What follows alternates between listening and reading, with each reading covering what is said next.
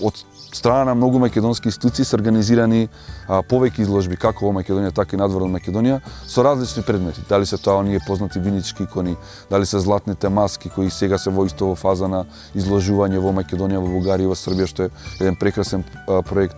Дали се тоа антропоморфните предмети од неолитот, кои исто така беа изложувани во неколку наврати.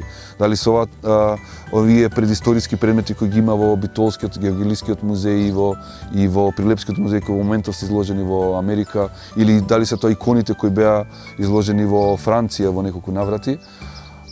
Сите тие изложби покажуваат дека всушност ние имаме итекако големи амбасадори во нашата земја, кои треба да ги почитуваме, за кои треба да се грижиме и кои треба уште повеќе да ги акцентираме како представници на културата на ова поднебје, кое има свој палеолитски, неолитски, бронзенодобни, железнодобни, антички и средновековни корени.